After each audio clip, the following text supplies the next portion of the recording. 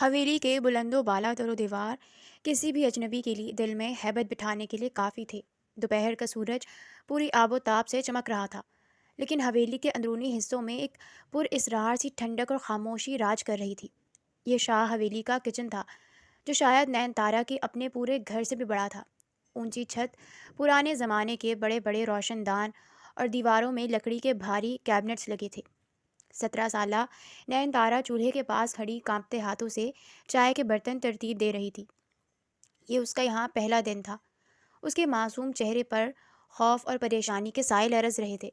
اس نے اپنی سفید چادر کو اچھی طرح اپنے گرد لپیٹ رکھا تھا، جیسے وہ چادر اسے دنیا کے ہر خطرے سے محفوظ رکھے گی۔ اس کے ذہن میں ابھی بھی صبح کا منظر گردش کر رہا تھا، جب اس کا باپ کھانستے ہوئے اسے دعائیں دے رہا تھا۔ بیٹا، میں جانتا ہوں تیری عمر کام کرنے کی نہیں، پر یہ بیماری… باپ کی آواز کا دکھ نین تارا کے دل میں کسی پھانس کی طرح چبھ رہا تھا۔ گھر کے حالات، باپ کی دوائیاں اور فاقوں نے اسے اس عمر میں حویلی کی دہلیز پار کرنے پر مجبور کر دیا تھا۔ اللہ خیر کرے، بس مالک اچھے ہوں۔ اس نے زیر لب دعا مانگی اور دودھ کو ابلتے ہوئے دیکھ کر جلدی سے آنچ دھیمی کی۔ بڑی بی نے اسے بتایا تھا کہ شاہ سائیں ابھی حویلی میں نہیں ہیں اور شاید رات گئے واپس آئیں گے۔ اس بات نے نین تارا کو تھوڑا حوصلہ دیا تھا کہ وہ سکون سے کام سمجھ لے گی اور مالک کے سامنے آنے کی گھبراہٹ سے بچ جائے گی۔ کچن میں صرف برتنوں کے ٹکرانے کی ہلکی ہلکی آوازیں تھیں۔ وہ پوری توجہ سے چائے بنا رہی تھی، لیکن اس کا ذہن بٹا ہوا تھا۔ اچانک کچن کی فضا میں ایک تبدیلی محسوس ہوئی۔ نین تارا جو چمچ ہلا رہی تھی ایک دم ساکت ہو گئی۔ اس کی چھٹی حس نے خطرے کی گھنٹی بجائی۔ اسے اپنے پیچھے کسی کی موجودگی کا احساس ہوا۔ کوئی تھا جو اسے دیکھ رہا تھا۔ اس کا دل تیزی سے دھڑکنے لگا۔ شاید بڑی بی ہوں گی، اس نے خود کو تسلی دی، لیکن خوف نے اس کے جسم میں سنسنی دوڑا دی۔ وہ ڈرتے ڈرتے مڑی اور پھر اس کے منہ سے ایک چیخ نکلتے نکلتے رہ گئی۔ سامنے چند قدم کے فاصلے پر ایک دیو ہیکل سایہ کھڑا تھا، سیاہ لباس میں ملبوس قدآور شخصیت اور چہرے پر بلا کی سنجیدگی۔ نین تارا نے اسے پہلے کبھی نہیں دیکھا تھا۔ گاؤں میں چوروں اور ڈاکوؤں کی کہانیاں عام تھی اور حویلی کا پچھلا دروازہ اکثر کھلا رہتا تھا۔ اس کے ذہن نے فوراً سوچ لیا، چور! خوف کے مارے اس کے ہاتھ سے چمچ گر گیا۔ چور! چور! کوئی ہے، بچاؤ! چور! وہ اپنی پوری طاقت سے چلائی۔ اس کی آواز میں خوف کی لرزش تھی۔ وہ پیچھے ہٹی اتنی تیزی سے کہ اس کی کمر پیچھے سلیب سے جا ٹکرائی۔ وہ شخص اس اچانک شور پر بوکھلا گیا۔ وہ تو بس پانی پینے کچن میں آیا تھا، کیونکہ ملازم شاید دوپہر کے وقفے پر تھے اور اسے توقع نہیں تھی کہ کچن میں کوئی اجنبی لڑکی موجود ہوگی۔ نین تارا کی چیخیں پوری حویلی کو سر پر اٹھا سکتی تھی۔ اس سے پہلے کہ وہ دوبارہ منہ کھولتی اور کوئی گارڈ یا ملازم بھاگتا ہوا آتا، اسفندیار نے بجلی کی تیزی سے قدم بڑھایا۔ اس کا عمل اتنا اچانک تھا کہ نین تارا کو سمجھنے کا موقع ہی نہ ملا۔ ایک ہی پل میں وہ اس کے بالکل سامنے تھا۔ اسفندیار نے اپنا مضبوط اور بھاری ہاتھ نین تارا کے منہ پر رکھ دیا اور دوسرے ہاتھ سے اسے سہارا دیتے ہوئے پیچھے دیوار کے ساتھ لگا دیا۔ خاموش! اسفند کی آواز میں شیر جیسی دھاڑ تھی۔ نین تارا کی آنکھیں خوف سے پھیل گئی۔ اس کی کمر دیوار کی ٹھنڈک محسوس کر رہی تھی، لیکن اس کے سامنے کھڑا وجود آگ کی طرح تپ رہا تھا۔ اسفندیار نے اسے دیوار کے ساتھ پن کر کے رکھا ہوا تھا۔ وہ اس قدر قریب تھا کہ نین تارا کو اس کے لباس سے اڑتی مہنگی کولون کی خوشبو نے اپنے حصار میں لے لیا۔ لمحہ بھر کے لیے وقت تھم گیا۔ اسفندیار کا ہاتھ اس کے آدھے چہرے کو چھپائے ہوئے تھا۔ صرف اس کی بڑی بڑی خوفزدہ آنکھیں نظر آ رہی تھیں، وہ آنکھیں جو ہرنی کی طرح وحشت زدہ تھیں، جن میں آنسو تیر رہے تھے۔ اسفندیار جو غصے میں اسے چپ کرانے آگے بڑھا تھا، ایک لمحے کے لیے ٹھٹک گیا۔ اس کی گرفت لڑکی کے بازو پر تھی اور ہاتھ منہ پر۔ اس نے دیکھا کہ لڑکی کا رنگ خوف سے زرد ہو چکا ہے، لیکن اس خوف میں بھی اس کی معصومیت اور حسن بے مثال تھا۔ اس کی پلکیں لرز رہی تھیں اور سانسیں اس قدر تیز تھیں کہ اسفند کے ہاتھ سے ٹکرا رہی تھیں۔ وہ خوفزدہ ہو کر مزید حسین لگ رہی تھی۔ اسفندیار کی آنکھوں میں ایک عجیب سی چمک ابھری۔ ایک انجانی کشش اور حیرت نے اسے اپنی لپیٹ میں لے لیا۔ اس نے جھک کر اس کی آنکھوں میں جھانکا۔ میں چور نظر آتا ہوں تمہیں؟ اسفند نے بھاری اور رعبدار لہجے میں پوچھا۔ اس کی آواز میں ایسی گرج کہ نین تارا کا جسم کانپ اٹھا۔ نین تارا کچھ بولنا چاہتی تھی، بتانا چاہتی تھی کہ اسے غلط فہمی ہوئی ہے، لیکن اسفند کا سخت ہاتھ اس کے ہونٹوں پر جمع ہوا تھا۔ وہ صرف نفی میں سر ہلا سکی۔ غور سے دیکھو مجھے، اسفند نے حکم دیا۔ میں اسفندیار شاہ ہوں، اس حویلی کا مالک۔ یہ سنتے ہی نین تارا کی آنکھوں میں خوف کی جگہ حیرت اور ندامت نے لے لی۔ اس کا دل ڈوبنے لگا۔ یہ شاہ سائیں تھے؟ وہی جن کے غصے کی داستانیں پورے گاؤں میں مشہور تھیں، اور اس نے انہیں چور کہہ دیا۔ اب تو اس کی نوکری پکی گئی۔ اسفندیار نے اس کی آنکھوں میں بدلتے رنگوں کو محسوس کیا۔ اس نے آہستہ سے پوچھا، اور تم کون ہو؟ تمہیں پہلے کبھی حویلی میں نہیں دیکھا۔ کون ہو تم اور یہاں کیا کر رہی ہو؟ نین تارا کی سانسیں ابھی بھی بے ترتیب تھی۔ وہ جواب دینا چاہتی تھی لیکن اسفند کا ہاتھ رکاوٹ تھا۔ اس نے اپنی آنکھوں سے اشارہ کیا کہ وہ بولنا چاہتی ہے۔ اسفندیار کو اپنی غلطی کا احساس ہوا۔ اس نے ایک گہری نظر اس کے لرزتے وجود پر ڈالی اور آہستہ سے اپنا ہاتھ اس کے منہ سے ہٹا لیا۔ ہاتھ ہٹاتے ہی اس نے اپنی گرفت بھی ڈھیلی کر دی اور ایک قدم پیچھے ہٹ گیا تاکہ لڑکی کو سانس لینے کا موقع ملے۔ آزادی ملتے ہی نین تارا نے لمبی لمبی سانسیں لیں۔ اس کا چہرہ تمتما رہا تھا۔ شرمندگی اور خوف کا ملا جلا تاثر اس کے چہرے پر نمایاں تھا۔ اس نے فوراً نظریں جھکا لی اور کانپتی آواز میں بولی، معاف کر دیں سائیں سرکار۔ اس کے الفاظ لڑکھڑا رہے تھے۔ مجھے نہیں پتہ تھا، میں سمجھی کوئی غیر آدمی ہے۔ میں نے آپ کو پہلے نہیں دیکھا تھا۔ تو اس نے گھبرا کر اپنے دوپٹے کو درست کیا اور ہاتھ جوڑ دیے۔ خدا کے لیے مجھے معاف کر دیں، میری نوکری مت ختم کیجیے گا۔ اسفندیار نے بازو سینے پر باندھ لیے اور دیوار سے ٹیک لگا کر اسے دلچسپی سے دیکھنے لگا۔ اس لڑکی میں کچھ الگ تھا۔ گاؤں کی لڑکیاں اسے دیکھ کر یا تو چھپ جاتی تھیں یا راستہ بدل لیتی تھیں، لیکن یہ لڑکی اس کے اتنا قریب ہونے کے باوجود بھی معافی مانگنے کی ہمت کر رہی تھی۔ نام کیا ہے تمہارا؟ اسفند نے اس کی معافی کو نظر انداز کرتے ہوئے سیدھا سوال کیا۔ نین تارا، اس نے نظریں اٹھائے بغیر جواب دیا۔ نین تارا؟ اسفند نے زیر لب اس کا نام دہرایا۔ آنکھوں کا تارا، نام تو بہت خاص ہے تمہارا۔ نین تارا خاموش رہی۔ اسے سمجھ ہی نہیں آ رہی تھی کہ کیا جواب دے۔ کب آئی ہو یہاں اور کس کے کہنے پر؟ اسفند نے دوبارہ تفتیشی انداز اپنایا۔ آج ہی پہلا دن ہے جی۔ نین تارا نے بمشکل ہمت مجتمع کی۔ بابا بہت بیمار ہیں، گھر میں کوئی کمانے والا نہیں ہے۔ بڑی بی نے مجھے کچن کے کام کے لیے رکھا ہے۔ انہوں نے کہا تھا کہ آپ دیر سے آئیں گے تو میں بس کام کر رہی تھی۔ اس کی آواز بھر آ گئی تھی۔ مجھے واقعی نہیں پتا تھا کہ آپ آ گئے ہیں۔ اگر پتا ہوتا تو میں کبھی بھی… اسفندیار کی نظریں اس کے جھکے ہوئے سر اور لرزتے ہاتھوں پر تھی۔ اس کی معصومیت نے اسفند کے دل کو نرم کر دیا تھا۔ وہ جو حویلی میں کسی کی ذرا سی غلطی برداشت نہیں کرتا تھا، آج اس لڑکی کی اتنی بڑی گستاخی پر بھی اسے غصہ نہیں آ رہا تھا۔ ٹھیک ہے، اسفند نے سنجیدگی سے کہا، لیکن اس بار اس کے لہجے میں پہلے جیسی سختی نہیں تھی۔ آئندہ خیال رکھنا، حویلی میں کوئی چور نہیں آ سکتا۔ یہاں صرف میری مرضی چلتی ہے اور میرا قانون۔ نین تارا نے جلدی سے اس بات میں سر ہلایا۔ جی سائیں، آئندہ غلطی نہیں ہوگی۔ اسفند نے اسے سر سے پاؤں تک ایک بار پھر دیکھا۔ مجھے کافی چاہیے، میرے کمرے میں بھجوا دینا، اور ہاں، شور مچانے کی عادت ختم کر دو، مجھے خاموشی پسند ہے۔ یہ کہہ کر اسفندیار مڑا اور کچن سے باہر نکل گیا۔ اس کے جانے کے بعد بھی اس کی موجودگی کا احساس، اس کے کولون کی خوشبو اور اس کے لمس کی تپش و تپش وہیں فضا میں موجود رہی۔ نین تارا وہیں دیوار کے سہارے کھڑی رہ گئی۔ اس کی ٹانگوں میں جان نہیں تھی۔ اس نے اپنے دل پر ہاتھ رکھا جو ابھی تک کسی بے لگام گھوڑے کی طرح دوڑ رہا تھا۔ یا اللہ، تیرا شکر ہے۔ اس نے گہرا سانس لیا۔ بچ گئی۔ آج تو عزت اور نوکری دونوں بچ گئیں۔ لیکن وہ نہیں جانتی تھی کہ یہ صرف شروعات تھی۔ اسفندیار شاہ کی نظر جس چیز پر پڑ جائے وہ اتنی آسانی سے اوجھل نہیں ہوتی تھی، اور آج اسفندیار نے اسے دیکھ لیا تھا۔ حویلی میں نین تارا کا یہ تیسرا دن تھا۔ کام کا بوجھ زیادہ تھا، لیکن وہ اب کچھ حد تک ماحول سے مانوس ہونے لگی تھی۔ اگرچہ اسفندیار سے اس کی دوبارہ مٹ بھیڑ نہیں ہوئی تھی، لیکن اس شخص کا خوف ہر وقت اس کے دل کے کسی کونے میں دبکا رہتا تھا۔ دوپہر کے کھانے کے بعد بڑی بی نے اسے آواز دی، ارے او نین تارا، ذرا ادھر تو آ۔ نین تارا جو برتن سمیٹ رہی تھی، فوراً ہاتھ پوچھتی ہوئی ان کے پاس پہنچی۔ جی بڑی بیوی جی۔ بڑی بی کے ہاتھ میں سفید شلوار قمیص کا ایک جوڑا تھا جو ابھی ابھی استری ہو کر آیا تھا۔ اس کپڑے کی چمک اور کلف کی مہک بتا رہی تھی کہ یہ عام کپڑے نہیں ہیں، یہ چھوٹے سائیں کے کپڑے ہیں۔ دھوبی دے کر گیا ہے مجھ سے سیڑھیاں نہیں چڑھی جاتی۔ تم ایسا کرو، یہ اوپر ان کے کمرے میں رکھاؤ۔ نین تارا کا دل ایک لمحے کے لیے دھک سے رہ گیا۔ اسفندیار کا کمرہ؟ وہاں جانے کا تصور ہی اسے خوفزدہ کرنے کے لیے کافی تھا۔ بی جی، اس نے ہچکچاتے ہوئے کہا، اگر وہ وہاں ہوئے تو مجھے ڈر لگتا ہے۔ بڑی بی مسکرا پڑی، ارے پگلی، ڈرتی کیوں ہے؟ وہ شیر تھوڑی ہیں جو تجھے کھا جائیں گے، اور ویسے بھی وہ ابھی شاید زمینوں پر گئے ہوئے ہیں، شام سے پہلے نہیں لوٹتے۔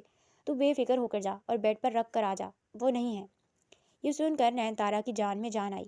اس نے کانپتے ہاتھوں سے وہ قیمتی اور نفیس کپڑے تھام لیے۔ ٹھیک ہے بی جی، میں رکھاتی ہوں۔ وہ وسیع و عریض سیڑھیاں چڑھتے ہوئے اوپر کی منزل کی طرف بڑھی۔ حویلی کا یہ حصہ نچلے حصے سے بھی زیادہ پرشکوا تھا۔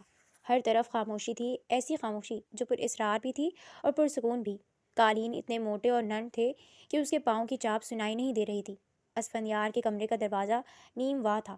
اس نے ایک بار ادھر ادھر دیکھا، پھر آہستگی سے دروازہ دھکیلا اور اندر داخل ہو گئی۔ اندر کا منظر دیکھ کر اس کے قدم وہیں جم گئے۔ یہ کمرہ نہیں تھا، بلکہ کسی بادشاہ کی خوابگاہ معلوم ہوتا تھا۔ دیواروں پر ہلکا بادامی رنگ، چھت سے لٹکتا ہوا فانوس اور ایک بڑی سی کھڑکی جس پر بھاری ریشمی پردے تھے۔ کمرے میں ایک بہت ہی مسحور کن بھینی بھینی خوشبو رچی بسی تھی، وہی خوشبو جو اس دن کچن میں اسفندیار کے لباس سے آ رہی تھی۔ نین تارا کا منہ حیرت سے کھلا رہ گیا۔ اس نے اپنی زندگی میں کبھی اتنا خوبصورت کمرہ نہیں دیکھا تھا۔ اس کے اپنے گھر کا تو کل رقبہ شاید اس ایک کمرے کے برابر تھا۔ یا اللہ، کیا ایسے بھی گھر ہوتے ہیں؟ اس نے زیر لب کہا۔ وہ احتیاط سے چلتی ہوئی بیڈ کے قریب پہنچی اور کپڑے وہاں رکھ دیے۔ اس کا دل چاہا کہ کچھ دیر رک کر اس خوبصورتی کو دیکھے۔ اس کی نظر گھومتی ہوئی سامنے والی دیوار پر گئی۔ وہاں ایک بہت بڑی تصویر فریم لگی ہوئی تھی۔ یہ اسفندیار کی تصویر تھی۔ تصویر میں وہ کسی شاہی کرسی پر بیٹھا تھا، سیاہ لباس میں ملبوس، ٹانگ پر ٹانگ رکھے، ہاتھ میں سگار تھامے ہوئے۔ اس کی آنکھوں میں وہی سرد مہری، وہی روب اور وہی غرور تھا جو نین تارا نے اس دن کچن میں دیکھا تھا۔ لیکن تصویر میں وہ کسی اور دنیا کا شہزادہ لگ رہا تھا۔ نین تارا بے اختیار اس تصویر کی طرف کھینچی چلی گئی۔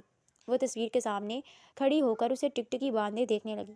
تصویر میں موجود شخص کا حسن اتنا مسحور کن تھا کہ وہ پلک جھپکنا بھول گئی۔ اس کی مردانہ وجاہت، تیکھے نقوش اور گہری آنکھیں۔ نین تارا کو محسوس ہوا جیسے تصویر میں بھی وہ آنکھیں صرف اسے ہی دیکھ رہی ہیں۔ کتنے خوبصورت ہیں، اس کے منہ سے بے ساختہ نکلا۔ وہ اس قدر محو تھی کہ اسے دنیا مافیا کی خبر نہ رہی۔ اسے یہ بھی یاد نہ رہا کہ وہ کہاں کھڑی ہے اور اسے واپس جانا ہے۔ ابھی وہ تصویر کے سحر میں گم تھی کہ اچانک دروازہ کھلنے کی آواز آئی۔ نین تارا بری طرح چونکی۔ آواز باتھ روم کی طرف سے آئی تھی۔ اس کا دل اچھل کر حلق میں آ گیا۔ اس نے خوفزدہ ہو کر مڑ کر دیکھا۔ باتھ روم کا دروازہ کھلا اور وہاں سے بھاپ کا ایک بگولا باہر نکلا اور اس بھاپ کے بیچ سے اسفندیار باہر نکلا۔ نین تارا کے پیروں تلے سے زمین نکل گئی۔ اسفندیار ابھی ابھی نہا کر نکلا تھا۔ اس کے گیلے بال ماتھے پر بکھرے ہوئے تھے جن سے پانی کے قطرے ٹپک رہے تھے۔ اس نے قمیض نہیں پہنی تھی، صرف ایک سفید باٹ ٹاول اپنی کمر کے گرد لپیٹ رکھا تھا۔ اس کا ورزشی جسم پانی سے بھیگا ہوا تھا اور وہ اپنے ہاتھ میں پکڑے ایک چھوٹے تولیے سے بال خشک کر رہا تھا۔ وہ بالکل بے خبر تھا کہ کمرے میں کوئی موجود ہے۔ جیسے ہی اس نے سر اٹھایا، اس کی نظر سامنے کھڑی نین تارا پر پڑی جو بت بنی اسے دیکھ رہی تھی۔ نین تارا کا چہرہ شرم سے سرخ ہو گیا۔ اسے سمجھ نہیں آئی کہ وہ کیا کرے، کہاں چھپے۔ اس نے فوراً ایک جھٹکے سے اپنا رخ موڑا اور سر جھکا لیا۔ اس کی آنکھیں مضبوطی سے بند تھیں اور دل کی دھڑکن اتنی تیز تھی کہ اسے اپنے کانوں میں سنائی دے رہی تھی۔ شاہ سائیں، اس کی آواز گھٹی گھٹی نکلی۔ وہ میں اسفندیار جو پہلے چونکا تھا اب بھی صورتحال کو سمجھ چکا تھا۔ اس کے لبوں پر ایک ہلکی سی شرارتی مسکراہٹ نمودار ہوئی۔ وہ اپنی جگہ پر اطمینان سے کھڑا رہا۔ اسے کوئی اجلت نہیں تھی کپڑے پہننے کی۔ تم؟ اسفند کی آواز میں حیرت کم اور دلچسپی زیادہ تھی۔ تم میرے کمرے میں کیا کر رہی ہو؟ نین تارا کی کمر اسفند کی طرف تھی۔ وہ وہیں کھڑی کانپ رہی تھی۔ وہ دراصل بڑی بی نے بھیجا تھا۔ آپ کے کپڑے، استری شدہ کپڑے رکھنے آئی تھی۔ وہ ہکلائی۔ مجھے لگا آپ نہیں ہیں۔ بڑی بی نے کہا تھا آپ زمینوں پر ہیں۔ میں قسم کھاتی ہوں مجھے نہیں پتا تھا آپ اندر ہیں۔ اسفند نے تولیا ایک طرف صوفے پر پھینکا اور آہستہ قدموں سے اس کی طرف بڑھا۔ قالین پر اس کے گیلے پیروں کے نشان بنتے جا رہے تھے۔ مڑ کر دیکھو مجھے نین تارا، اسفند نے حکم دیا۔ نہیں سائیں جی۔ نین تارا نے نفی میں سر ہلایا۔ اس کا چہرہ ابھی تک جھکا ہوا تھا۔ شرمندگی سے اس کا برا حال تھا۔ میں جا رہی ہوں، مجھے جانے دیں۔ وہ بھاگنے کے لیے قدم بڑھانے ہی لگی تھی کہ وہ اسفند کے وجود سے ٹکرا گئی۔ وہ اس کے بالکل پیچھے آ کھڑا ہوا تھا۔ بغیر اجازت کسی کے کمرے میں آنا جرم ہے، جانتی ہو؟ اسفند نے اس کے کان کے قریب جھک کر سرگوشی کی۔ نین تارا سہم کر پیچھے ہٹی، لیکن وہاں جگہ نہیں تھی۔ وہ پلٹی تو اسفند اس کے سامنے دیوار کی طرح حائل تھا۔ اس نے نظریں اٹھانے کی ہمت نہیں کی، بس اس کے سینے تک دیکھ سکی۔ میں معافی چاہتی ہوں۔ اس کی آواز رن گئی، آنکھوں میں آنسو تیرنے لگے۔ مجھے سزا مت دیجیے گا، میں غریب ہوں، بس کام کر رہی تھی۔ اسفندیار نے دیکھا کہ وہ کس قدر خوفزدہ ہے۔ اس لڑکی کا یہ خوف، یہ حیا اور یہ معصومیت اسے پاگل کر رہی تھی۔ وہ جو پورے علاقے پر راج کرتا تھا اس وقت اس لڑکی کی لرزتی ہوئی پلکوں کے سحر میں گرفتار ہو رہا تھا۔ میری طرف دیکھو، اسفند نے نرمی سے کہا، لیکن لہجے میں حکم بدستور تھا۔ نین تارا نے ڈرتے ڈرتے نظریں اٹھائیں۔ اس کی بڑی بڑی کالی آنکھوں میں آنسو بھرے ہوئے تھے جو گرنے کے لیے تیار تھے۔ اس نے اسفند کو دیکھا جو اس حال میں بھی کسی یونانی دیوتا سے کم نہیں لگ رہا تھا۔ کیوں رو رہی ہو؟ اسفند نے ایک قدم مزید قریب بڑھایا۔ اب ان کے درمیان فاصلہ برائے نام تھا۔ مجھے لگا آپ غصہ ہوں گے۔ ایک آنسو ٹوٹ کر اس کے گال پر لڑک گیا۔ اسفند یار کا ہاتھ خود بخود اٹھا۔ اس نے اپنی لمبی پوروں سے آہستگی سے اس کے گال کو چھوا۔ اس کا لمس نین تارا کے لیے کسی بجلی کے جھٹکے سے کم نہیں تھا۔ وہ ایک دم ساکت ہو گئی۔ اسفند نے انگلی سے اس کا آنسو چنا۔ اس کی جلد نرم تھی۔ تمہیں پتہ ہے نین تارا؟ اسفند کی آواز بھاری اور مخمور تھی۔ وہ اس کی آنکھوں میں ڈوب کر بول رہا تھا۔ نین تارا سانس روک کر اسے دیکھ رہی تھی۔ خوف اور ایک انجانے جذبے کے تحت وہ ہل بھی نہیں پا رہی تھی۔ روتے ہوئے تم اور بھی خوبصورت لگ رہی ہو، اسفند نے اس کے گال پر موجود نمی کو اپنے انگوٹھے سے صاف کرتے ہوئے کہا۔ اتنی حسین کہ انسان اپنی دنیا بھول جائے۔ نین تارا کی آنکھیں حیرت سے پھیل گئیں۔ اسے اپنے کانوں پر یقین نہیں آیا۔ شاہزائیں یہ کیا کہہ رہے تھے؟ اس تعریف نے اسے خوف سے زیادہ حیران کر دیا تھا۔ اسفندیار کی نظروں میں ایک ایسی دیوانگی تھی جسے سمجھنا اس بھولی لڑکی کے بس کی بات نہیں تھی۔ اس قربت، اس لمس اور ان الفاظ نے نین تارا کے حواس مختل کر دیے۔ اسے لگا اگر وہ ایک پل اور وہاں رکی تو شاید گر جائے گی یا پھر اس کا دل پھٹ جائے گا۔ اس نے اچانک ہوش سنبھالا۔ اجازت؟ اس نے بمشکل کہا، اور اس سے پہلے کہ اسفند اسے روک پاتا یا مزید کچھ کہتا، نین تارا نے اسے سائڈ پر دھکیلا اور تیزی سے دروازے کی طرف بھاگی۔ اسفند یار وہیں کھڑا رہ گیا۔ اس نے اسے روکنے کی کوشش نہیں کی۔ وہ بس دروازے سے باہر جاتی اس لڑکی کو دیکھتا رہا۔ اس کی انگلیوں پر ابھی بھی اس کے آنسوؤں کی نمی اور گال کی گرمائش محسوس ہو رہی تھی۔ وہ مسکرایا، ایک گہری معنی خیز مسکراہٹ۔ اس نے مڑ کر اپنی تصویر کو دیکھا جسے کچھ دیر پہلے وہ لڑکی دیکھ رہی تھی۔ بھاگ لو جتنا بھاگنا ہے نین تارا، اس نے خود کلامی کی، لیکن اب تم اس حویلی کی قید سے اور میری نظر سے نہیں بچ سکو گی۔ دوسری طرف نین تارا سیڑھیاں اترتے ہوئے ہانپ رہی تھی۔ اس کا چہرہ دھک دھک کر رہا تھا۔ اسے ایسا لگ رہا تھا جیسے وہ کسی آگ کے الاؤ کے پاس سے گزر کر آئی ہو۔ اسفندیار کا وہ لمس، وہ نظریں اور وہ جملہ، روتے ہوئے تم اور بھی خوبصورت لگ رہی ہو، اس کے دماغ میں گونج رہا تھا۔ وہ کچن میں پہنچی اور ٹھنڈے پانی کا گلاس بھر کر پیا، لیکن اس کے اندر کی گھبراہٹ کم نہیں ہوئی۔ وہ جان گئی تھی کہ اب اس حویلی میں رہنا اس کے لیے اتنا آسان نہیں ہوگا جتنا اس نے سوچا تھا۔ ایک طوفان تھا جو اس کی طرف بڑھ رہا تھا اور وہ اس طوفان کے سامنے بالکل تنہا تھی۔ رات کا اندھیرا گہرا ہو چکا تھا، لیکن نین تارا کے کچے مکان میں نیند کسی کی آنکھوں میں نہیں تھی۔ کمرے میں جلنے والا زرد بلب روشنی کرنے پہ ناکام تھا اور چارپائی پر لیٹا ہوا رحمت بابا بے بسی سے پڑا ہوا تھا۔ کھانسی کا ایک شدید دورہ پڑا اور رحمت بابا کا پورا وجود لرز گیا۔ نین تارا جلدی سے آگے بڑھی اور پانی کا گلاس ان کے ہونٹوں سے لگایا، لیکن پانی ان کے حلق سے نیچے اترنے کے بجائے کہہ کی صورت باہر آ گیا۔ بابا، بابا ہوش کریں۔ نین تارا کی آواز میں روحاں سا پن تھا۔ اس نے گھبرا کر اپنی ماں فاطمہ بی بی کی طرف دیکھا جو سرہانے بیٹھی مسلسل روئے جا رہی تھیں۔ فاطمہ بی بی نے اپنے دوپٹے سے آنسو پوچھے۔ میں کیا کروں نین تارا؟ گھر میں پھوٹی کوڑی نہیں ہے، گاؤں کے حکیم نے جواب دے دیا ہے۔ وہ کہتا ہے شہر کے بڑے ہسپتال لے جاؤ، وہاں آپریشن ہوگا، لیکن شہر جانے کا کرایہ ہے نہ داخل کروانے کے پیسے۔ ہم غریبوں کی قسمت میں صرف ایڑیاں رگڑ کر مرنا لکھا ہے۔ ماں کے الفاظ نین تارا کے دل پر ہتھوڑے کی طرح برسے۔ آج اسی پریشانی کی وجہ سے وہ حویلی بھی نہیں جا سکی تھی۔ صبح سے وہ باپ کے سرہانے بیٹھی پٹیاں بدل رہی تھی۔ اسے ڈر تھا کہ کہیں باپ اسے چھوڑ کر نہ چلا جائے۔ ابھی وہ اسی شش و پنج میں تھی کہ دروازے پر زوردار دستک ہوئی۔ اس سناٹے میں دستک کی آواز کسی دھماکے سے کم نہ تھی۔ نین تارا اور فاطمہ بی بی دونوں سہم گئی۔ اتنی رات گئے کون ہو سکتا ہے؟ فاطمہ بی بی نے ڈرتے ہوئے پوچھا۔ نین تارا نے ہمت کر کے دروازہ کھولا۔ سامنے حویلی کا ایک ملازم کھڑا تھا جس کے پیچھے ایک بڑی جیپ کھڑی تھی۔ نین تارا کون ہے؟ ملازم نے ایک رخت لہجے میں پوچھا۔ میں ہوں، نین تارا نے جواب دیا۔ چلو میرے ساتھ، شاہزائی نے بلایا ہے۔ ملازم کا لہجہ حکم والا تھا۔ نین تارا کا رنگ فک ہو گیا۔ ابھی اتنی رات گئے؟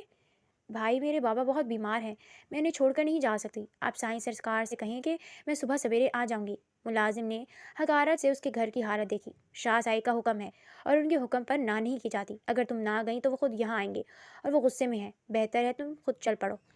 غصے میں ہے؟ نین تارا کا دل ڈوب گیا۔ یقیناً اس کی آج کی غیر حاضری کی وجہ سے وہ ناراض ہوں گے۔ فاطمہ بی بی جلدی سے دروازے پر آئیں۔ بیٹی چلی جا، شاہ لوگ ہیں، اگر ناراض ہو گئے تو اس گاؤں میں ہمارا جینا حرام کر دیں گے۔ میں تیرے باپ کے پاس بیٹھی ہوں، تو بس جا اور معافی مانگ کر آ جا۔ نین تارا نے بے بسی سے باپ کی طرف دیکھا جو نیم بے ہوشی میں کراہ رہے تھے، اور پھر بوجھل قدموں کے ساتھ جیپ کی طرف بڑھ گئی۔ حویلی کا ماحول آج کچھ زیادہ ہی سنجیدہ تھا۔ ہر طرف خاموشی تھی، بس گارڈز کے بھاری بوٹوں کی آوازیں آ رہی تھیں۔ ملازم اسے سیدھا اسٹڈی روم کی طرف لے گیا۔ دروازہ کھلا تو سامنے اسفندیار اپنی बड़ी कुर्सी पर बैठा था। कमरे में धुएं के बादल थे और वो सिगार पी रहा था। उसका चेहरा सख्त और आंखें सर थीं। मेज़ पर रखी घड़ी टिक टिक कर रही थी, जो नैन तारा की दिल की धड़कनों के साथ मैच कर रही थी। अंदर आओ। असवन की आवाज़ कर्जदार थी। नैन तारा डरते डरते अंदर दाखिल हुई और सर झुकाकर खड़ी हो गई। वो कांप रही थी। आज तुम काम पर नहीं आई? असफन ने सुगार ऐश ट्रे में मसलते हुए सवाल किया। उसका लहजा इंतहाई धीमा था, जो तूफान से पहले की खामोशी जैसा था। जी साईं सरकार। नैन तारा की आवाज़ बामुश्किल निकली। क्यों? असफंद अपनी कुर्सी से उठा।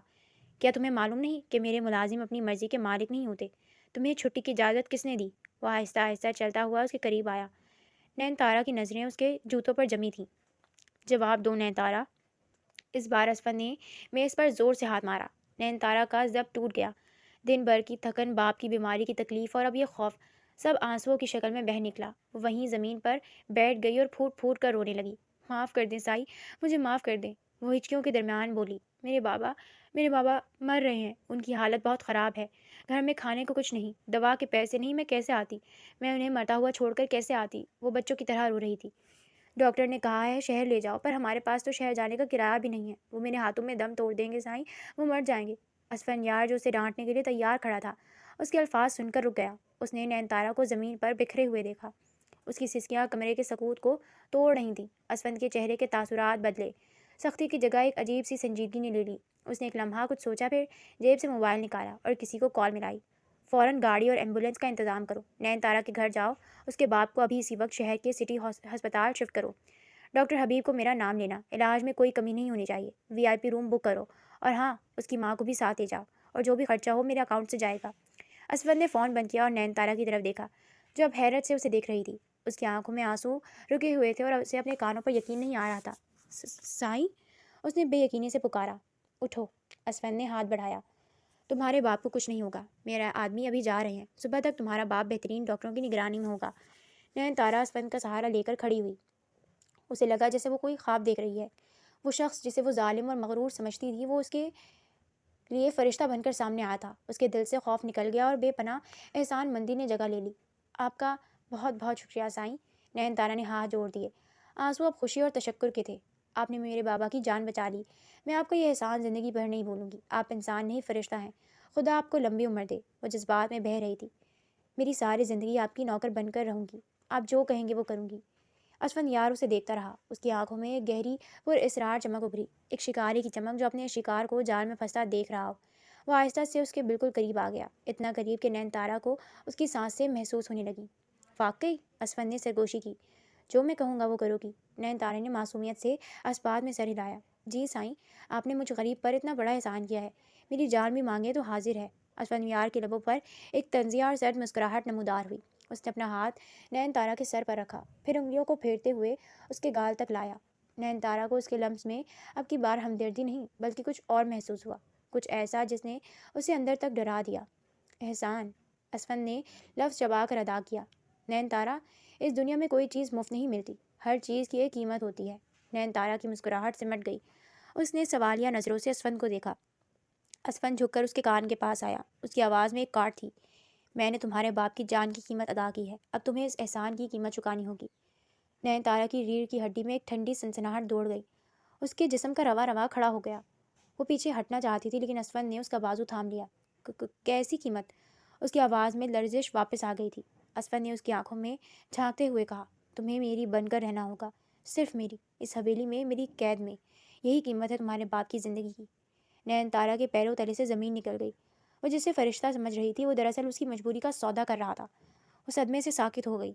अस्पताल, इलाज, बाप की ज़िंदगी, सब एक तरफ, और असफन यार का ये मुतालबा एक तरफ। असफन ने उसका बाजू छोड़ा। जाओ, फैसला तुम्हारा है। गाड़ी बाहर खड़ी है, जो तुम्हारे बाप को अस्पताल ले जाएगी। अगर तुम गाड़ी में बैठकर उनके साथ जाना चाहती हो तो जा सकती हो, लेकिन याद रखना, इलाज तब तक जारी रहेगा जब तक तुम मेरी शर्त पर कायम रहोगी। नैन तारा खुली आंखों से उस खूबसूरत शैतान को देखती रही। वो बुरी तरह फंस चुकी थी। एक तरफ बाप की ज़िंदगी थी और दूसरी तरफ उसकी अपनी ज़ात। कमरे में एक खामोशी का राज था। असफंदियार के अल्फाज नैन तारा के वजूद पर किसी कोड़े की तरह बरसे थे। हर चीज़ की एक कीमत होती है। वो सुन खड़ी थी। उसके माथे पर पसीना आ गया था। एक तरफ अस्पताल के बिस्तर पर एड़ियाँ रगड़ता हुआ बाप था, और दूसरी तरफ उसकी इज्जत, उसकी असमत। असफंदियार अपनी जगह मुतमिन खड़ा था। اسے یقین تھا کہ وہ لڑکی ٹوٹ جائے گی، روئے گی، گڑ گڑائے گی اور آخر کار ہتھیار ڈال دے گی۔ یہ اس کا اپنا پرانا تجربہ تھا۔ دولت اور طاقت کے آگے کون ٹک پایا ہے؟ نین تارا نے ایک لمبا سانس لیا۔ اس کے آنسو تھم گئے۔ اس نے اپنی نم آنکھیں اٹھا کر اسفندیار کو دیکھا۔ اس کی نگاہوں میں خوف تو تھا لیکن ایک عجیب سی استقامت بھی تھی۔ میری ایک شرط ہے سائیں سرکار۔ نین تارا کی آواز دھیمی تھی لیکن اس میں لرزش نہیں تھی۔ اسفندیار کی بھویں تن گئی۔ یہ غیر متوقع تھا۔ شرط؟ تم سودا کرنے کی پوزیشن میں نہیں ہو لڑکی۔ میں جانتی ہوں، نین تارا نے مضبوط لہجے میں کہا۔ میں غریب ہوں، بے بس ہوں، آپ کے ٹکڑوں کی محتاج ہوں۔ آپ نے میرے بابا کی جان بچائی ہے، اس کا بدلہ میں اپنی جان دے کر بھی نہیں چکا سکتی۔ لیکن وہ رکی، اس کا گلا خشک ہو رہا تھا۔ لیکن میں حرام موت نہیں مر سکتی سائیں۔ میں مسلمان ہوں، میں غربت میں بھوکی سو سکتی ہوں، پر گناہ کی کالک اپنے ماتھے پر نہیں لگا سکتی۔ اسفندیار نے طنزیہ ہنسی۔ تو کیا چاہتی ہو؟ انکار کر رہی ہو؟ یاد رکھنا، ایک فون کال پر تمہارے باپ کا علاج رک سکتا ہے۔ نہیں، نین تارا تڑپ اٹھی۔ میں انکار نہیں کر رہی، میں قیمت چکاؤں گی۔ آپ کو میرا وجود چاہیے نا، میری قربت چاہیے، مجھے منظور ہے۔ اسفند کی آنکھوں میں فتح کی چمک آئی۔ لیکن نین تارا نے بات جاری رکھی۔ نکاح کے بعد؟ کمرے میں سناٹا چھا گیا۔ اسفندیار دنگ رہ گیا۔ اسے اپنی سماعت پر یقین نہیں آیا۔ کیا کہا تم نے؟ نکاح؟ وہ بے یقینی سے ہنسا۔ تمہارا دماغ تو ٹھیک ہے؟ تم چاہتی ہو کہ اسفندیار شاہ تم جیسی ملازمہ سے شادی کرے؟ صرف 1 گھنٹے کے لیے سائیں۔ نین تارا نے ہاتھ جوڑ دیے۔ وہ بھیک مانگ رہی تھی، لیکن پیسے کی نہیں، اپنی پاکیزگی کی۔ آپ صرف 1 گھنٹے کے لیے مجھ سے نکاح کر لیں، میری ذات کو حلال کر لیں، اس کے بعد بے شک طلاق دے دیں، مجھے گھر سے نکال دیں، مجھے کوئی پرواہ نہیں۔ بس اللہ کے نزدیک میں گناہ گار نہ ہوں، میں زنا نہیں کر سکتی سائیں۔ اسفندیار خاموش ہو گیا۔ وہ اسے غور سے دیکھ رہا تھا۔ آج تک حویلی میں، شہر میں ہر جگہ لڑکیاں اس کی ایک نظر کی منتظر رہتی تھیں۔ کسی نے آج تک اسے زنا کا طعنہ نہیں دیا تھا، اور نہ ہی کسی نے انکار کی جرت کی تھی۔ یہ لڑکی الگ تھی۔ یہ موت سے نہیں ڈر رہی تھی، خدا سے ڈر رہی تھی۔ اس کی یہ ادا، یہ پاکیزگی کا پاس اسفند کے جنون میں مزید اضافہ کر گیا۔ وہ اسے حاصل کرنا چاہتا تھا ہر قیمت پر۔ اگر ایک کاغذ کا ٹکڑا اسے اس لڑکی تک رسائی دے سکتا تھا تو اسے کیا اعتراض ہو سکتا تھا؟ تم بہت عجیب ہو نین تارا۔ اسفندیار نے سگار دوبارہ سلگایا۔ لوگ مجھ سے جائیداد مانگتے ہیں، زیور مانگتے ہیں، اور تم صرف 2 بول مانگ رہی ہو، وہ بھی صرف اس لیے کہ تم گناہ سے بچ سکو۔ جی سائیں۔ اس نے نظریں جھکا لی۔ ٹھیک ہے، اسفند نے دھواں فضا میں بکھیرتے ہوئے فیصلہ سنایا۔ کل شام تیار رہنا، مولوی آ جائے گا، لیکن یاد رہے یہ نکاح صرف اس کمرے کی حد تک رہے گا۔ باہر کسی کو خبر نہیں ہونی چاہیے کہ تم میری بیوی ہو، اور صبح ہوتے ہی تم آزاد ہو جاؤ گی۔ نین تارا نے سکا سانس لیا۔ کم از کم اس کا دامن داغدار ہونے سے بچ گیا تھا۔ مجھے منظور ہے سائیں۔ اگلی شام حویلی کا ماحول وہی تھا، لیکن نین تارا کی دنیا بدل رہی تھی۔ اسے گیسٹ روم میں بھیج دیا گیا تھا، جہاں شام کو حویلی کی پرانی خادمہ رحمت بھی ایک بڑا سا باکس لے کر آئی تھی۔ یہ لو بیٹی سائیں، سائیں نے مجھے بھیجا ہے، تیار ہو جاؤ۔ رحمت بی کی نظروں میں ہمدردی تھی۔ وہ شاید سب سمجھتی تھی لیکن کچھ بول نہیں سکتی تھی۔ نین تارا نے باکس کھولا۔ اندر سرخ رنگ کا ایک انتہائی قیمتی عروسی جوڑا جگمگا رہا تھا۔ اس پر سونے کی تاروں کا کام ہوا تھا اور ساتھ ہی زیورات کا سیٹ تھا۔ نین تارا کی آنکھیں بھر آئیں۔ یہ وہ لباس تھا جس کا خواب ہر لڑکی دیکھتی ہے، لیکن اپنے من پسند انسان کے لیے عزت اور دھوم دھام کے ساتھ۔ آج وہ لباس ایک قیمت کے طور پر پہن رہی تھی۔ مشینی انداز میں تیار ہوئی، سرخ لہنگا، ہاتھوں میں کانچ کی چوڑیاں، مانگ میں بندیا۔ جب اس نے خود کو آئینے میں دیکھا تو وہ خود کو پہچان نہیں پائی۔ آئینے میں نظر آنے والی لڑکی کوئی شہزادی لگ رہی تھی۔ اس کا رنگ دودھیا سفید تھا جو سرخ جوڑے میں مزید نکھر گیا تھا۔ بڑی بڑی آنکھوں میں کاجل اور خوف کا امتزاج ایک عجیب کشش پیدا کر رہا تھا۔ وہ رو رہی تھی لیکن اس کا حسن آنسوؤں کے باوجود مان نہیں پڑ رہا تھا، بلکہ مزید نکھر رہا تھا۔ عشاء کے بعد اسے اسفندیار کے کمرے میں لایا گیا۔ کمرے میں اسفندیار اور ایک عمر رسیدہ مولوی صاحب موجود تھے۔ 2 گواہ بھی سائڈ پر کھڑے تھے جو اسفند کے خاص ملازم تھے۔ نکاح بہت مختصر تھا۔ کیا آپ کو قبول ہے؟ قبول ہے، بس 3 بار قبول ہے کہا، اور نین تارا کی زندگی کا سب سے بڑا فیصلہ ہو گیا۔ نکاح نامے پر دستخط کرتے وقت اس کے ہاتھ کانپ رہے تھے۔ آنسو کاغذ پر گر کر روشنی پھیلا رہے تھے۔ مولوی صاحب اور گواہ رخصت ہو گئے۔ دروازہ بند ہو گیا۔ اب کمرے میں صرف وہ دونوں تھے۔ اسفندیار جو شاید سفید شلوار قمیض اور اوپر سیاہ شول اوڑھے کھڑا تھا، آہستہ آہستہ اس کی طرف مڑا۔ نین تارا کمرے کے وسط میں سر جھکائے کھڑی تھی، جیسے کوئی مجرم اپنی سزا کا منتظر ہو۔ لیکن جب اسفند کی نظر اس پر پڑی تو وہ وہیں جم گیا۔ وہ دنگ رہ گیا۔ اس نے نین تارا کو سادہ کپڑوں میں دیکھا تھا، ڈری ہوئی حالت میں دیکھا تھا، لیکن آج وہ قیامت لگ رہی تھی۔ سرخ جوڑے میں لپٹا وہ سراپا ایسا تھا کہ اسفندیار کی آنکھیں جھپکنا بھول گئی۔ اس کا حسن اتنا معصوم اور اتنا شفاف تھا کہ اسفند کو لگا جیسے اس کے کمرے میں چاند اتر آیا ہو۔ وہ مسحور ہو کر اس کی طرف بڑھا۔ نین تارا کے دل کی دھڑکنیں رک رہی تھیں۔ اسے اسفند کے قدموں کی آہٹ اپنے دل پر محسوس ہو رہی تھی۔ اسفند نے اس کے قریب آ کر اس کا چہرہ اوپر کرنے کے لیے ہاتھ بڑھایا، پھر رک گیا۔ اسے پہلی بار ہچکچاہٹ محسوس ہوئی۔ وہ حسن اسے مروب کر رہا تھا۔ نین تارا، اسفند نے اس کا نام پکارا۔ آواز میں ایک عجیب سی وارفتگی تھی۔ نین تارا نے کانپتے ہوئے نظریں اٹھائیں۔ اسفند کی آنکھوں میں ستائش، حیرت اور شدید خواہش کا طوفان تھا۔ میں نے سوچا نہیں تھا کہ تم دلہن بن کر اتنی اتنی خوبصورت لگو گی۔ اسفند نے آہستہ سے اس کے ماتھے پر لٹکے جھومر کو سیدھا کیا۔ تم نے مجھے حیران کر دیا ہے۔ نین تارا خاموش رہی۔ وہ کیا کہتی؟ یہ تعریف اس کے لیے کسی کام کی نہ تھی۔ ڈر رہی ہو؟ اسفند نے اس کی ٹھوڑی پکڑ کر چہرہ اوپر کیا۔ جی، نین تارا نے سچ بول دیا۔ اب ڈرنے کی ضرورت نہیں ہے۔ اسفند کی آواز بھاری ہو گئی۔ اب تم میری ہو، نکاح کیا ہے تم نے مجھ سے، اب تم پر میرا حق ہے، شرعی اور قانونی۔ حق؟ یہ لفظ نین تارا کے وجود میں اتر گیا۔ ہاں، وہ اب اس کی بیوی تھی، چاہے چند گھنٹوں کے لیے ہی صحیح۔ یہ رشتہ حلال تھا، لیکن جذبات سے خالی۔ یہ ایک سودا تھا جو احسان اور قیمت کے غلاف میں لپٹا ہوا تھا۔ اسفند نے اسے بازو سے پکڑ کر اپنے قریب کیا۔ نین تارا نے آنکھیں بند کر لیں۔ اس نے مزاحمت نہیں کی۔ وہ جانتی تھی کہ مزاحمت کا وقت گزر چکا ہے۔ اس نے اپنے باپ کی زندگی کے بدلے خود کو گروی رکھ دیا تھا۔ رات بھیگتی رہی۔ حویلی کی دیواریں اس انوکھے ملاپ کی گواہ بنی جہاں ایک طرف فتح کا نشہ اور جنون تھا، اور دوسری طرف مجبوری اور سپردگی۔ اسفندیار نے اس رات نین تارا کے حسن کو فتح کیا، لیکن نین تارا کی خاموشی اور آنسوؤں نے اسفندیار کے دل میں کچھ ایسا بیج بو دیا تھا جس کی خبر اسے خود بھی نہیں تھی۔ وہ اسے صرف جسمانی طور پر حاصل کرنا چاہتا تھا، لیکن وہ نہیں جانتا تھا کہ لڑکی اس کی روح میں اتر رہی ہے۔ فجر کی اذانیں ہو رہی تھیں۔ آسمان پر ہلکی ہلکی روشنی پھیل رہی تھی۔ حویلی کا پچھلا دروازہ کھلا۔ ایک سیاہ گاڑی وہیں کھڑی تھی۔ نین تارا باہر نکلی۔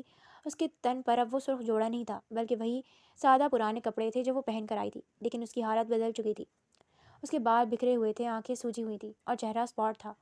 اس کے چلنے کے انداز میں ایک تھکن تھی، جیسے وہ میلوں کا سفر پیدل طے کر کے آئی ہو۔ اس کے وجود سے اس معصومیت کی خوشبو اب بھی آ رہی تھی، لیکن اس میں اب ایک اداسی بس گئی تھی۔ وہ نین تارا جو کل شام روتی ہوئی آئی تھی اب بالکل خاموش تھی۔ اس کی آنکھوں کا پانی خشک ہو چکا تھا۔ ڈرائیور نے دروازہ کھولا۔ نین تارا گاڑی میں بیٹھ گئی۔ اس نے مڑ کر ایک بار حویلی کی اس اونچی کھڑکی کی طرف دیکھا جہاں پردے ہٹے ہوئے تھے۔ وہاں اسفندیار کھڑا اسے دیکھ رہا تھا۔ نین تارا کی نظروں میں کوئی شکوہ نہیں تھا، کوئی فریاد نہیں تھی، صرف ایک خالی پن تھا۔ اسفندیار نے اسے جاتے ہوئے دیکھا تو اسے اپنے سینے میں ایک عجیب سی چبھن محسوس ہوئی، جیسے کوئی چیز کھو گئی ہو۔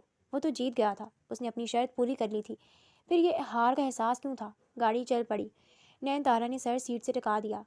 بابا ٹھیک ہو جائیں گے اب، اس نے خود کو تسلی دی۔ سب ٹھیک ہو جائے گا، لیکن وہ جانتی تھی کہ اب کچھ بھی پہلے جیسا نہیں ہوگا۔ وہ لڑکی جو کل اس حویلی میں داخل ہوئی تھی، وہ وہیں کہیں اسفندیار کے کمرے میں مر گئی تھی۔ جو واپس جا رہی تھی وہ ایک ٹوٹی ہوئی، بکھری ہوئی مگر ایک مضبوط عورت تھی۔ اس نے اپنی مٹھی کھولی، اس میں ایک انگوٹھی دبی ہوئی تھی۔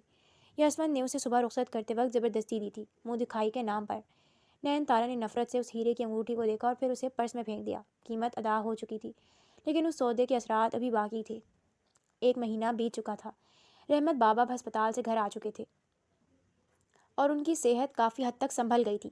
ڈاکٹروں نے معجزانہ طور پر انہیں بچا لیا تھا، اور یہ سب اس مہنگے علاج کا نتیجہ تھا جو اسفندیار نے کروایا تھا۔ لیکن اس معجزے کی جو قیمت نین تارا نے چکائی تھی وہ صرف اس کا دل جانتا تھا۔ گھر میں نین تارا کی ہنسی کہیں کھو گئی تھی۔ وہ ایک زندہ لاش کی طرح گھر میں پھرتی تھی، نہ کسی سے بات کرتی، نہ مسکراتی، بس گھنٹوں کھڑکی کے پاس بیٹھ کر خلا میں گھورتی رہتی۔ شام کا وقت تھا۔ فاطمہ بی بی باورچی خانے میں کچھ پکا رہی تھیں۔ انہوں نے بیٹی کو یوں ہی گمسم بیٹھے دیکھا تو رہا نہ گیا۔ نین تارا بیٹا، کب تک یوں ہی بیٹھی رہو گی؟ ماں نے شکوہ کیا۔ دیکھ تیرا باپ اب ٹھیک ہو گیا ہے، گھر کا راشن بھی ختم ہو رہا ہے، بڑی بی کا کئی بار پیغام آ چکا ہے کہ حویلی واپس آ جاؤ۔ شاہ سائی نے اتنا بڑا احسان کیا ہے ہم پر، ہمیں یوں منہ نہیں پھیرنا چاہیے۔ احسان؟ نین تارا نے زیر لب دہرایا۔ ایک کڑوی مسکراہٹ اس کے ہونٹوں پر آئی۔ اماں وہ احسان نہیں تھا، سودا تھا۔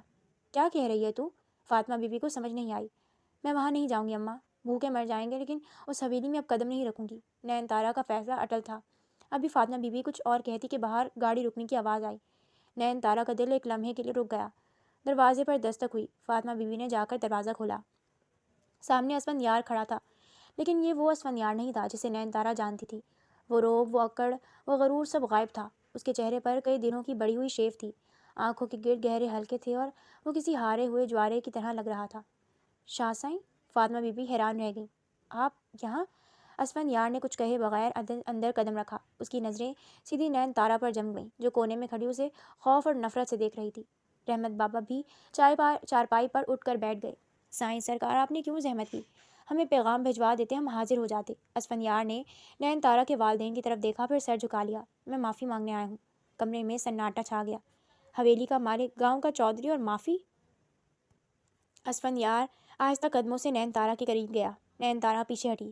میرے قریب مت آئیے گا، اس نے چیخ کر کہا۔ کیوں آئے ہیں آپ؟ کیا بچا ہے اب؟ سب کچھ تو لے لیا آپ نے، میری عزت، میرا سکون، میری ہنسی، اب کیا جان لینے آئے ہیں؟ ہاں، اسفن کی آواز بھرا گئی۔ جان ہی تو نکل رہی ہے میری نین تارا، تم جب سے گئی ہو حویلی قبرستان بن گئی ہے۔ اسفن نے نظریں اٹھائیں، اس کی آنکھوں میں نمی تیر رہی تھی۔ میں جیت کر بھی ہار گیا نین تارا، میں نے سمجھا تھا کہ میں نے تمہیں خرید لیا ہے، تمہیں فتح کر لیا ہے، لیکن اس ایک رات نے، تمہارے ان آنسوؤں نے مجھے شکست دے دی۔ تم چلی آئیں لیکن میرا سکون اپنے ساتھ لے آئیں۔ نین تارا حیرت سے دیکھ رہی تھی، کیا یہ وہی ظالم شخص تھا؟ اسفندیار اچانک رحمت بابا اور فاطمہ بی بی کی طرف مڑا۔ آپ لوگ شاید نہیں جانتے کہ نین تارا میری بیوی ہے۔ کیا؟ رحمت بابا اور فاطمہ بی بی کے منہ سے ایک ساتھ نکلا۔ صدمے اور حیرت سے ان کی آنکھیں پھٹی کی پھٹی رہ گئیں۔ ہاں بابا، اسفند نے اعتراف کیا، میں نے اس کی مجبوری کا فائدہ اٹھایا تھا۔ میں نے اس کے باپ کی زندگی کے بدلے اس سے نکاح کی شرط رکھی تھی۔ میں بہت گھٹیا انسان بن گیا تھا، میں اپنی طاقت کے نشے میں اندھا تھا۔ میں نے اسے صرف ایک رات کے لیے اپنی بیوی بنایا تھا اور سوچا تھا کہ صبح طلاق دے کر آزاد کر دوں گا۔ وہ رکا، ایک لمبا سانس لیا جیسے بوجھ ہلکا کر رہا ہو۔ لیکن میں ایسا نہیں کر سکا کیونکہ مجھے اس سے محبت ہو گئی ہے، ایسی محبت جس کا مجھے خود بھی اندازہ نہیں تھا۔ وہ واپس نین تارا کی طرف مڑا اور گھٹنوں کے بل زمین پر بیٹھ گیا۔ وہ مغرور اسفند یار شاہ آج ایک لڑکی کے قدموں میں بیٹھا تھا۔ مجھے معاف کر دو نین تارا، میں گناہ گار ہوں، میں نے تمہاری پاکیزگی کی توہین کی۔ تم نے کہا تھا نا کہ ہر چیز کی ایک قیمت ہوتی ہے، تم نے ٹھیک کہا تھا۔ میری اس محبت کی قیمت یہ ہے کہ میں آج تمہارے سامنے بھکاری بن کر بیٹھا ہوں۔ اس نے اپنی جیب سے وہی ہیرے کی انگوٹھی نکالی جو نین تارا نے پھینک دی تھی۔ میری حویلی، میری دولت، میرا نام، سب تمہارا ہے، بس مجھے معاف کر دو، میرے ساتھ واپس چلو، اس بار قیدی بن کر نہیں، اس بار کسی ڈیل کے تحت نہیں، بلکہ میری عزت بن کر، میری بیوی بن کر۔ نین تارا کا دل پگھل رہا تھا۔ عورت پتھر کا دل رکھ سکتی ہے، لیکن جب کوئی مرد، وہ بھی اسفندیار جیسا طاقتور مرد، اپنے غرور کو خاک میں ملا کر اس کے قدموں پہ بیٹھ جائے اور رو دے تو عورت کی مزاحمت دم توڑ دیتی ہے۔ اس کی آنکھوں سے آنسو بہنے لگے۔ فاطمہ بی بی آگے بڑھی اور نین تارا کے کندھے پر ہاتھ رکھا۔ بیٹی، اللہ معاف کرنے والوں کو پسند کرتا ہے، دیکھ وہ اپنی غلطی مان رہا ہے۔ وہ تیرا شوہر ہے نین تارا، اور نکاح کوئی کھیل نہیں ہوتا۔ اگر اس کے دل میں تیرے لیے میل ہوتا تو وہ کبھی یوں سب کے سامنے اپنے گناہ کا اعتراف نہ کرتا۔ رحمت بابا نے بھی بھرائی ہوئی آواز میں کہا، بیٹی، جو ہوا اسے برا خواب سمجھ کر بھول جا، تیرا نصیب جاگ گیا ہے، اسے معاف کر دے۔ نین تارا نے ماں اور باپ کی طرف دیکھا، پھر اپنے قدموں میں بیٹھے اسفندیار کی طرف۔ اس نے کانپتے ہاتھوں سے اسفند کے کندھے تھامے اور اسے کھڑا کیا۔ اسفند نے امید بھری نظروں سے اسے دیکھا۔ کیا تم نے مجھے معاف کیا؟ اس نے بے تابی سے پوچھا۔ نین تارا نے اپنی بھیگی پلکیں جھکا لیں۔ میں تو اسی دن آپ کی ہو گئی تھی سائیں، بس دل خفا تھا، آپ نے میرا مان توڑ دیا تھا۔ اسفند نے دیوانہ وار اس کے ہاتھ چوم لیے۔ میں ساری عمر تمہارے دل کے ٹکڑے جوڑتا رہوں گا، میں تمہیں اتنی محبت دوں گا کہ تم وہ کالی رات بھول جاؤ گی۔ اسفند نے وہ انگوٹھی دوبارہ نین تارا کی انگلی میں پہنائی۔ اس بار نین تارا نے ہاتھ نہیں کھینچا، اس بار یہ قیمت نہیں تھی بلکہ محبت کی نشانی تھی۔ گاڑی جب حویلی کے گیٹ میں داخل ہوئی تو اسفند نے نین تارا کا ہاتھ تھام لیا۔ خوش آمدید مسز اسفندیار شاہ، اس نے مسکرا کر کہا۔ نین تارا نے حویلی کی طرف دیکھا۔ وہی اونچی دیواریں، وہی شاندار عمارت۔ کل تک یہ جگہ اسے ایک قید خانہ لگتی تھی، ایک خوف کی علامت، لیکن آج اسے یہ اپنا گھر لگ رہا تھا۔ اس نے مسکرا کر اسفندیار کو دیکھا جس کی آنکھوں میں اب صرف اور صرف محبت تھی۔ شکریہ اسفند، اس نے پہلی بار اسے نام سے پکارا۔ اسفندیار کی خوشی دیدنی تھی۔ اس نے نین تارا کا ہاتھ اپنے دل پر رکھ لیا۔ نین تارا جانتی تھی کہ ماضی کے زخم بھرنے میں وقت لگے گا، لیکن اسفندیار کا ساتھ اب ان زخموں کے لیے مرہم بن چکا تھا۔ اندھیرے میں